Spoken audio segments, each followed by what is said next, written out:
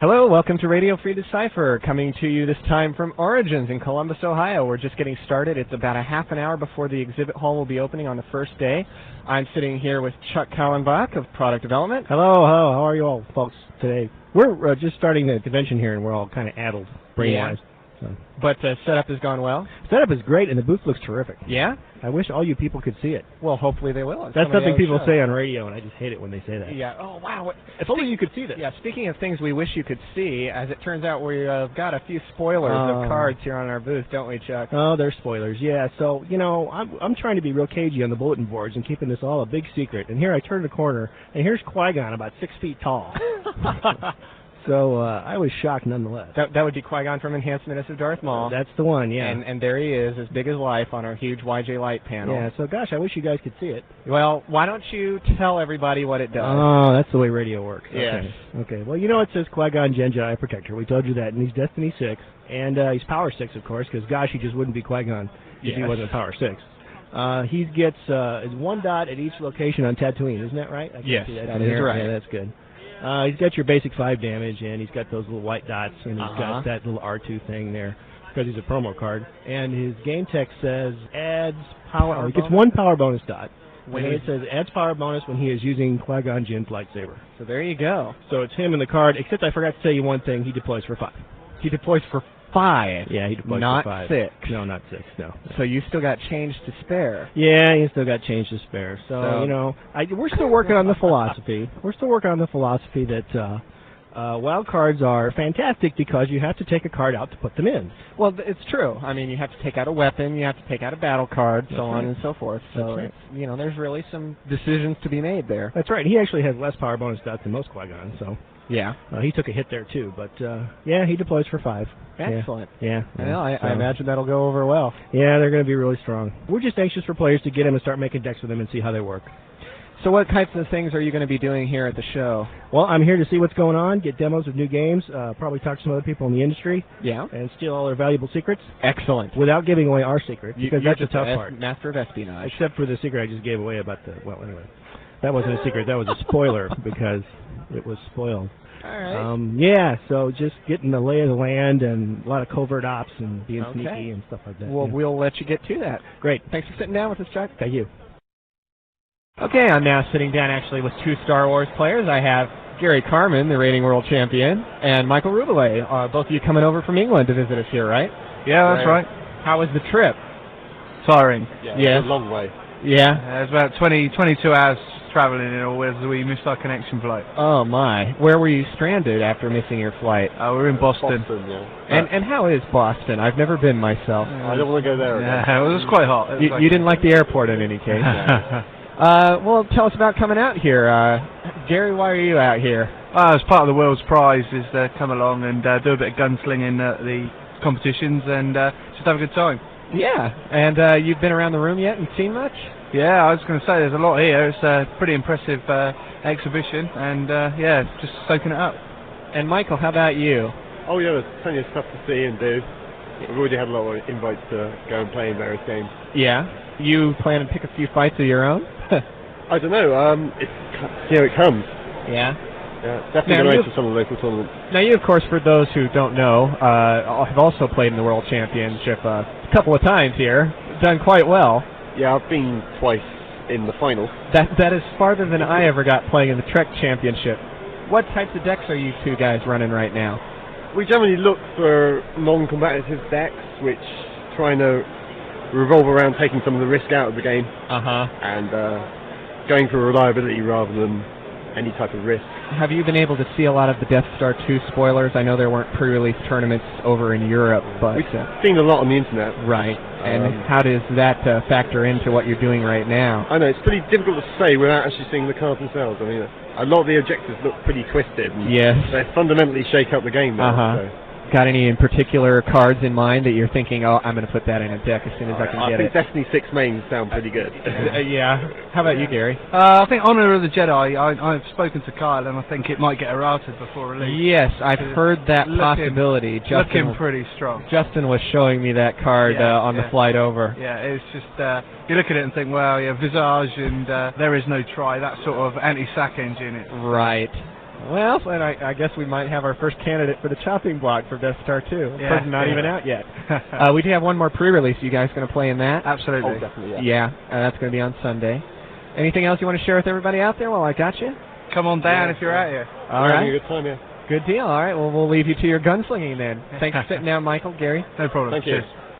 We're here with Michael Stackpole today, author of I, Jedi, a lot of the X-Wing novels and comic books, and most recently the Dark Tide novelizations with the Yuuzhan Vong and all that fun stuff. Michael, we're coming out with a lot of new cards in Death Star 2 that have some of your handiwork in it, most notably Baron Soontir Fel. How do you feel about that? Oh, it is absolutely so cool. I mean, one of the neat things about working in the Star Wars universe is that you're drawing on a whole bunch of different material. So, draw from the card games, draw from the role-playing games, obviously the films and stuff and other novels. And then when you see things that you've done start to filter back out, I mean, it's very cool. And Baron Fel was just one of these guys that, the second he was created, all of a sudden there was just a lot of interest, and he really just took on a life of his own. And so finally seeing him in a card, this is very, very cool. Absolutely. And actually, in your most recent novelization, Baron Soontir Fel now has a son, and Wedge Antilles has a nephew, and all that fun. That's right. Jagged Fel, that's pretty cool. Well, it was very funny when I was first doing the X-Wing novels. I would footnote them with sources when I had done the research as to where things came from.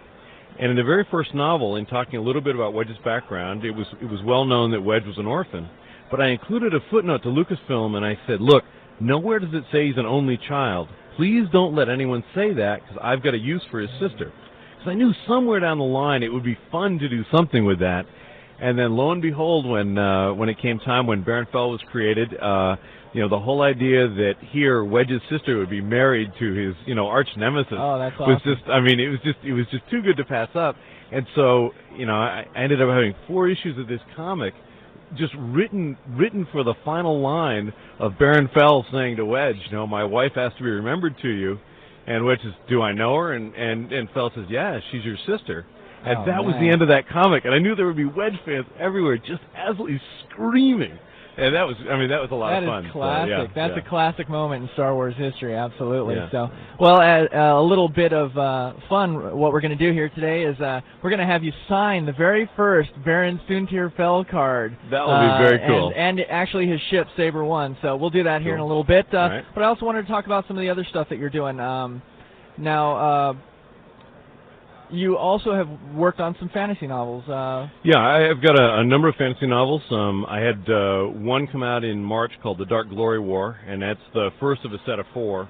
It's kind of my entry into the Tolkien, Robert Jordan, kind of sweepstakes. Excellent. I mean, at best in that pantheon with Dennis McKiernan and Stephen Donaldson, I'm maybe a utility infielder. While these guys are all stars, Right. But heck, it's fun to play with, and I'm really enjoying doing those. Fantastic. Yeah. Fantastic. And doing the Dark Tide duology, and that was a lot of fun. It was very good read too. well, very thank good you. read. It was a big challenge to pick up from what Bob Salvatore did and really try and ratchet stuff up a notch, because I thought it was really important. I mean, all of us who were working on it thought it was really important to make sure that, Bob introduced the Vong, and then I got to really hone them and make them even nastier. I mean, if you thought they were bad in Vector Prime, it's just like a lot worse. Right, absolutely, absolutely. Well, some other quick questions, since we are talking about the on the Star Wars CCG radio network, basically, the Decipher radio network. We also wanted to know, we're going to be creating a bunch of characters pretty soon here in the Shadows of the Empire product that's coming out later this year. What characters from the novelizations or maybe the comic books would you like to see in there? Oh, gee, I think out of the novels, I think Corran Horn. I think there are a lot of people that would be interested in seeing Corran. I think a lot of people would be really big on seeing and with Corran, I mean, you sort of have to have Whistler. He was a lot of fun. Right. And there actually is a shot. I took Whistler from in Star Wars in A New Hope. There actually was a green and white R2 droid that was being put into an X-Wing, and that's what I said. Yeah, I like the color. That's the model I've got. Very cool. So there's actually a shot already for you. Ready to go see? Perfect. I was thinking ahead. Perfect. All right, that'll make the art guys pretty happy. They don't have to create. Yeah, now they'll just be searching through for that 1 second of film. Right. And it was probably just my TV out of alignment too. That's why it looked green and white. But yeah, so there we go. I think he'd be cool. I think out of the comics. Plur, female pilot, was always very popular, one of the most popular characters out of the comics. You know, a number of the other comics characters, Elskull was another female pilot who then made the transition from the comics into the novels. And she would be a lot of fun. Corrin's partner, Yella, who eventually becomes Wedge's wife, you know, she would be an interesting one. I think people would like to see. For all those Wedge fans out there, man, there are a lot of them. Every time we come out with a new Wedge, they're all, you know, trading like crazy to get them. So. Oh, I mean, they are incredible. And I think, you know, quite frankly, just from, I was at Dragon Con last weekend, along with Aaron Alston, who wrote the Wraith Squadron novels. And, boy, you know, if you guys just came out with the Wraith Squadron, Rogue Squadron roster set, these guys would be so happy. I mean, they would just go nuts. And that is, again, that's one of the really cool things about the fandom and what we really get to do. I mean, I know in the Death Star 2 you've got some new pilots that have entered into Rogue Squadron who weren't there before. And there, you know, I get mail all the time, and there are lists up on the web of people creating full rosters, and then they want to know what happened to these guys, and I mean, it's just amazing. It takes on a life of its own, and people doing fan fiction, and it was just, it's astounding. Absolutely. Well, one of the joys of our job is we get to actually put faces to these names a lot of times. So, unfortunately, you can't see Baron Sintirfell's face under the helmet on his card, but who knows? You might get to see all kinds of good stuff in Shadows of the Empire. So well, that'd be very neat. That would be very, very neat. The art team is working on it now. So, any helpful advice to them? Any bits of wisdom? Look, who has a goatee? Well, Fell does some of the time. You know, apparently he's got a love-hate relationship with a razor. So it's, but that was always, you know, I've enjoyed. That is, I think, one of the cooler things about being a writer, because I just work in words and I describe this stuff. And when I see what different artists do with these characters, or I see how they're represented, I mean, that's just something to me is magic. I can't do that. And it just suddenly makes it, you know, that much more real, and it's just really, really neat. All right. Well, thank you very much for spending some time with us today. Well, thanks for having me here. Absolutely, and thanks to all those out there listening, and be sure and pick up some of Michael's works. I'm sure you're going to like it, man, because I really do. You don't have to read them, just buy them so I get the royalties. So it's a very important thing. Exactly. All right, thank you very much, and you're listening to Radio Free Decipher. All right, we're here with Clint Hayes at Origins 2000 in Columbus, Ohio, and well, we didn't have an opportunity to get you on Radio Free last week or 2 weeks ago at Dragon Con down in Atlanta. So you were here this weekend and hanging out and watching all your buddies playing the big Open that's going on, as a matter of fact, right now. And so we decided to try and get you on now. So say hi to everybody out there in Radio Free Land. How's it going, guys? All right, Clint, so this is going to be your third. You won the Open down in Dragon Con for Star Wars, and you are going back to the World Championships. This is your third time. Right. Excellent. Now, in 1998, you won the Yavin 4 Regional. Yeah. In 1999, the infamous Babe Ruth calling your shot. You told everybody, broadcasted all over the discussion boards, told everybody that you were going to win Origins, flat out. You would win Origins. Yeah, it was Tell lucky us about guess. that. Lucky guess. I had a dream that I was going to win Origins a couple months prior to the tournament, so I basically just said on the listserv, I'm going to win. And bang, you won. You called your shot. I got fortunate in a couple games, and I played well enough to win. Any dreams this year for Dragon Con? Did you dream that you were going to win that one? No, I didn't. No? Did you get lucky, or it was all skill? Well, the sixth game, I won because the guy didn't move Luke. He should have beaten me, but really, he didn't move Luke away, and I killed Luke, and so I won the game. Sometimes it's just that luck of the draw. So what kind of decks were you playing down there in Dragon Con? I played, on light side I played Yavin 4, just mains and toys, and on dark side I played Rops. Raltier Operations? Yes. Cool. What was your opponent in the final confrontation playing? And did you win both those games? Yeah, I won both games by 18. He was, for light side, he started Yavin 4 and he played Elams and Odds. And for dark side, he was playing Set Your Course Manipulator. Excellent. But you owned him. I played well. He got some bad draws. Oh, did he? Okay. Well, so you're going back to the World Championships. You're looking forward to the competition there this year? Absolutely. Who you think is going to take it this year? Well, I hope you gonna call your shot again? Hope I can do it, but there are several players who have a good chance. Yeah, anybody who makes it to day 2 is good enough to win. Have you played Gary Carmen this weekend? I know he's been here this weekend playing a bunch of people. He smacked me around a few times in there. Did he? Just a minute ago. You know, on Thursday he was playing a bunch of challenge matches here at the booth, and the Albany crew came over, and he went 9-0. Nobody could beat that guy. He was talking about how he had not lost a game yet. And then he played in the big team tournament the other day and went 6-0, went undefeated, and won the team tournament too. And his team won the team tournament. He's a good player. Yeah, it's pretty crazy. So, but you'll think you'll be able to take him, huh? I'll be ready for him by then. Right on. I'll build all these goofy decks that he plays, and I'll practice against him. All right. Well, thank you, Clint Hayes, for stopping by with us on Radio Free, and good luck at the World Championship. All right, thanks. We're back, and now I am sitting down here with Joe Alread, who last night took top honors at the Origins Open for Star Wars CCG. Hey there, Joe. Hey, Evan, how are you? Good, thank you. Congratulations. Thank you very much. I hear it was a long, arduous 10-hour event. It was more like 11 or 12 hours. Wow. Yep, that's right. Tough. Yeah, it was a long day. Yeah, but did you ever take any losses? I did. In the final confrontation, I lost the first game, as a matter of fact. That was using your light side deck, correct? Yes, that's correct. Now, these games were, of course, tell us your opponent is... It's Chris Trilger. Right, and you played him before. I played him at Origins last year, and I beat him there, so, that was a long time ago. It really didn't come into You never know what's going to happen in a year. It's been a long time, that's right. So. What were you playing for your light side deck? My light side deck was a Prophet deck that had 5 Bends and 5 Master Loots, just a big mains deck that went out and drained as fast as it could.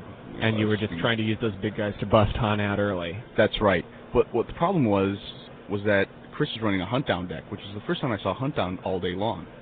And it was a different playing style, and he gets to deploy 2 aliens to the audience chamber to defend against Han, and he played Danik Jericho. Now, Danik Jericho, basically, when you lose a character at the same side as Danik Jericho, he places him out of play. Right. If he ever placed Han out of play, my whole strategy for my deck would have been destroyed at that point. And I think he was using secret plans as well. He was using secret plans, so I couldn't just jailbreak him. I could have, but I really wanted the force back. Yeah. So, with Danik out, I did not want to put Han against Danik Jericho. That entire situation just freaked me out. So the entire first half of the game, I really did nothing except save up some force and eventually get out Han, because he moved away from the audience chamber, went to go somewhere else. And yet it was still fairly close. It was fairly close. The 10 force I got back really helped. Hark Steph, who's like a permanent could be worse on the ground, saved me a lot of cards, is really what got me back into it. He was draining me on Hoth for a little. I was draining him on Tatooine, and I had the Prophet direct damage going. It really evened out at the end. I ended up only losing by 5 cards, which was my goal, because I felt that early on in the game, I knew I was going to lose. Yeah. But I was just trying to get it down to a lower Minimize amount. your loss so that you can come back in the second game. In the second game, I knew I'd been playing with my dark deck a lot longer than the light deck, so I felt a lot more comfortable with it. And that strategy was? That was a court deck. Okay. Pretty much the same as the Prophet deck. It was using the court objective and just had a lot of mains in it. Right. It used the court objective to deploy Daki Bays and independent ships. And your opponent was playing? He was playing Throne Remains deck. Okay. I played 4 Throne Remains decks all day. He was the 4th. So at that point, he was playing something more streamlined, and I was playing something a little more different. Okay. Unlike the last game where he was playing something different, I was playing something maybe a little more streamlined. So I had the advantage of maybe playing something he didn't know about. And it was against something that you were more familiar with as well. Absolutely, that's correct. And it ended up being a good thing for me, and I was able to win that game by 21 cards. Right, okay. And throughout the 6 games leading up to it, you took no losses. Were there decks that you were afraid that you might face, that you knew you'd have a little difficulty dealing with? Yeah, there was a few decks in the metagame that I was afraid of, but those decks I was afraid of were not going to beat the more popular decks, such as Rops and Throne Remains, the decks I played against all day. The decks I feared were going to lose to those decks. So I felt I wasn't going to see many of those, and I ended up getting lucky. I made it through the early games, and I didn't see any of those decks, and it was... Now, how is Death Star 2 going to affect your deck design? If we were playing a week from now, this would be all different. There'd be nothing... It is absolutely amazing what Death Star 2 is going to do. All those weapons are... Who knows what weapons will do this game now. Now that they can forfeit for 3? Now that you can forfeit them for 3 and they go to the use pile, recycling weapons will be huge. It's going to be really interesting to see how the top players work that into the decks and what kind of strategies evolve around it. The new starting interrupt that lets you get 3 starting effects will change every deck type out there and improve each of them to an incredible level, and it's going to be interesting to see which of those decks improves the most and makes it to the top. of Great. all top tables here coming up in the next couple weeks of qualifying season. Sounds exciting. I'm excited to see what's going to happen. Yeah. Well, you're off now to your 4th World Championship, correct? Yep, that's Congratulations on that. Thanks, Evan. We will be seeing you at Decipher Con in October. All right, then. Have a good time the rest of the show. Thanks, man. All right, we are back at Origins 2000 from Columbus, Ohio, and just for the heck of it, we have the Terwilliger brothers. What's up? Ranked top 10 in the world for Star Wars CCG, and so tell us, guys, you've been enjoying the show this weekend? I've been having a blast. The Decipher booth is really looking good, and the gaming events and the demos, everything's just gone great. I finally learned Austin Powers this weekend. Oh, what'd you think of that? It's shagadelic. It's really, really good, and so far I'm having a blast. Very cool. Now, Chris, what about you? You've had a stroke of good luck this weekend, only to be shorted at the last minute. Tell us about that. You took second at the Open, the Star Wars Open yesterday. Tell us a little bit about that. Who you played, how the competition was, what your decks were, that kind of stuff. Yeah, I finished second place at the Open. I played Huntdown and Y4, and I played against the most common decks I played against were Dagobah, and played against Savik, which I didn't see really where I used to come from. Most of the decks were just usually that. In the final games, it was me and Joe Alread. I beat his. He was playing Prophet and Court, and in the end, the first game I beat him by 5 cards, my Huntdown versus Prophet, and the second game he played his Scum Villainy deck or his Gangster deck very well, and he beat me in a very, very tough battle, and that lost me the game. Were you a little nervous? I heard this was your first final confrontation. Were you a little nervous up there? Yeah, I was a little nervous. I know this is like Joe's like 3rd or 4th, so I was just like, this is my first. I was scared. Cool. Well, we will definitely see you in Florida, I'm assuming. So both of you guys. Absolutely. You guys going to finish top 38? Hope so. Shouldn't be too difficult. Very cool. You guys want to give a shout out back to the rest of your Team Albany back there? Team Albany, yeah. Team Albany, wherever you are, if you're listening to this, you rock. Right on. Thanks, guys. Thank you. All right, we're back here at Origins, sitting down with Jonathan Dunn, who just recently won the Open for Young Jedi. Welcome, Jonathan. Hi. You're looking pretty happy right now. Definitely feel great. You had a good time? Oh, definitely. Tell us about your final confrontation. Well, I got to place Chris Terwilliger in the final confrontation. Uh-huh. I understand he was on quite a roll throughout the event. Oh, he was. He had the biggest diff by 30, I think. He had 108, 120. That is quite impressive. Yeah. And you had won all of your games going into the final confrontation? We were both 5-1. Okay. I believe the last 5-1 person lost, so we're both 5-1. I had 70, he had 100 and something. Tell us about the decks you were playing. Okay. Well, all weekend long, we were just talking, playing Young Jedi, and we pretty much knew what each other was playing. We were both playing tanks for Dark. His light was Coruscant Guard. My light was Anakin. Did you help each other with your deck designs or simply talk about them? Oh, not at all. We were just talking trash to each other. Ah, I see. Okay. Tell everyone where you're from here. I'm from Falls Church, Virginia. Were there any things that you were worried about maybe facing in the confrontations today? Pretty much I was worried about not getting weapons. Yeah, that's always a plague of Young Jedi. Not getting weapons, you're gone. Did that ever happen to you? It did happen to me in the one game. Was that the one you lost? Yeah, I lost by 24. Oh my, that's pretty serious. Yeah. Tell us, are you using effects a lot in your decks right now? Not at the moment. In my Maul deck, I've used 2 or 3 effects. In my Anakin deck, I just can't seem to fit it in there. The battle card's key to beat the tank. Right. Yeah, tanks are, of course, a big worry on the scene right now. Did you face a lot of other tank decks besides the final confrontation? I faced my best friend's tank deck exactly like mine. I faced Chris's. I faced one other. So I faced 3 out of 4. Wow, but you beat them all. I beat them all. Okay, well, then that's a good sign for people who are a little worried about tanks. Yeah. Anything else you want to share with us? Maybe send a shout-out to some of your friends? Just want to say hi to my parents.